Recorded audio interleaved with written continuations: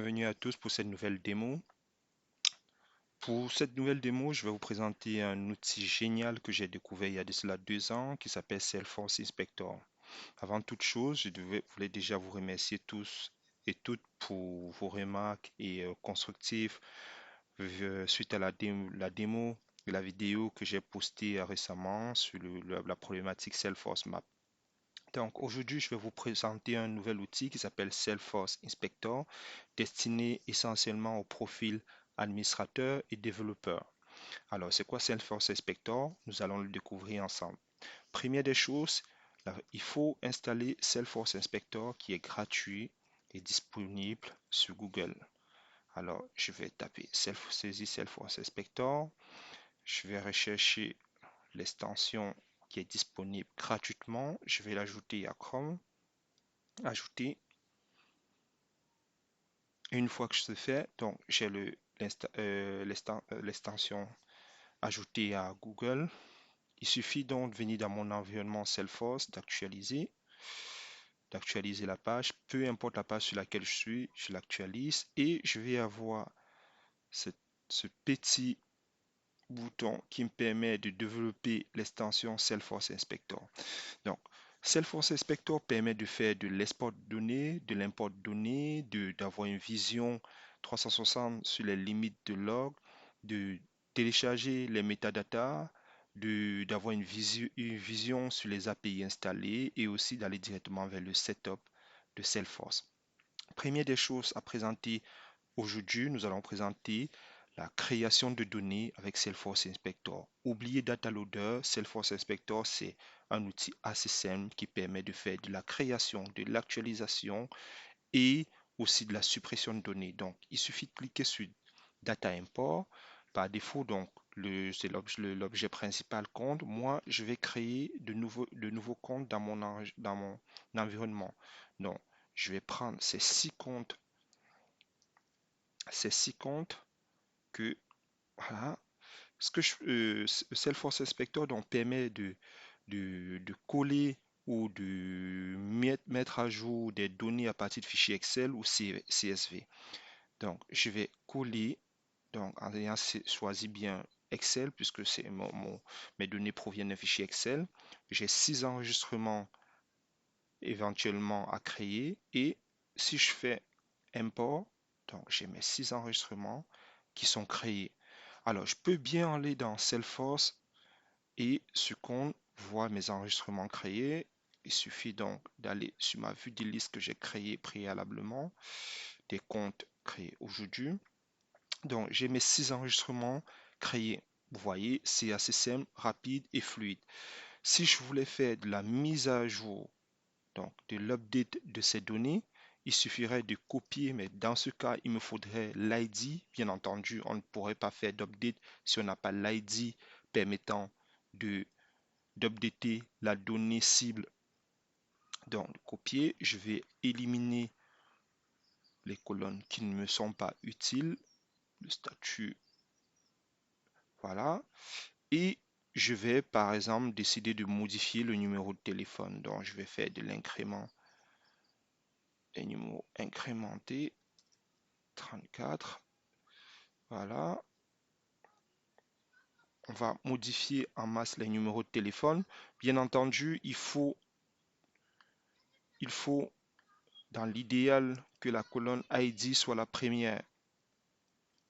Donc, je copie de nouveau. Voilà.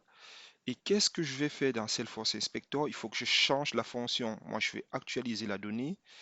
Voilà. Ce que je vais faire, donc, c'est de copier de nouveau, la donnée. Et cette fois, il me faut choisir l'ID. Donc, je choisis l'ID. L'ID Salesforce comme la clé d'entrée. Et tant que si mon champ ID n'était pas bon, donc supposons que j'ai fait ID, j'aurai un message d'erreur et je ne pourrai pas importer. Donc, lorsque je recherche le bon champ API, voilà, ça devient blanc et là, la fonction import se présente à moi. Je peux cliquer de nouveau sur importer pour mettre à jour et là, j'ai l'update avec succès. J'ai 6 succès. Si j'avais des KO, j'aurais eu le nombre de KO affiché ici. Je vais de nouveau dans Salesforce. On voit bien que les numéros se terminent avec 20, avec 22, 23 et 24 incrémental. Je vais actualiser de nouveau et on va voir ce changement. Maintenant, c'est 33, 34, 35 dont la mise à jour a été faite. Alors, supposons que je voulais supprimer quelques comptes en masse. Il me suffirait de nouveau de venir récupérer, je vais décider de supprimer les 2 premiers comptes, de venir récupérer juste l'ID, ça suffit, et de changer la fonction supprimer, de coller mon ID. Bien entendu, il faut que le champ ID soit exactement le champ API.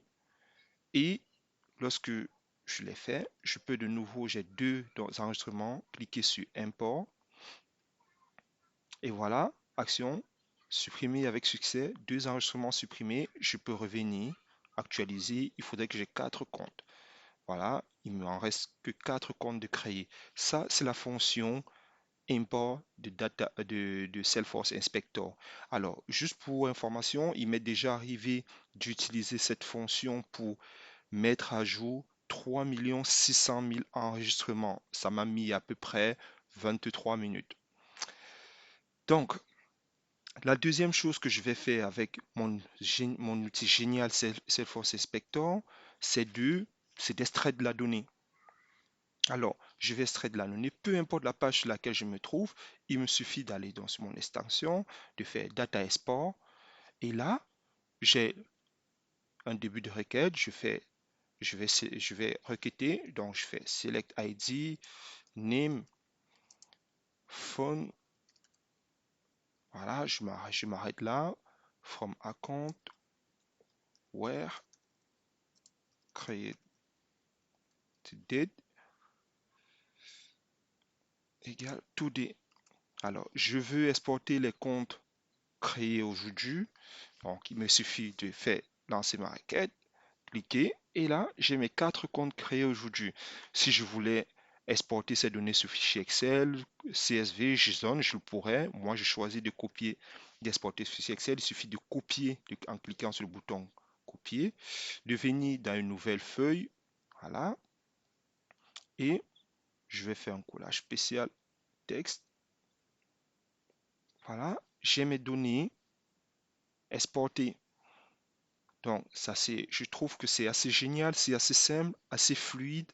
Donc, on peut créer la donnée, modifier la donnée, supprimer la donnée depuis Salesforce Inspector. On peut faire des requêtes depuis Salesforce Inspector. Un outil aussi assez génial, je trouve assez génial, c'est de venir depuis un enregistrement. Voilà, il suffit d'aller sur un enregistrement, quel que soit l'enregistrement, de lancer Salesforce Inspector et là, on a la possibilité d'avoir une vision API sur toute la donnée. Alors, j'ai tous les champs API, je peux décider de modifier directement la donnée depuis Salesforce Inspector via ce module.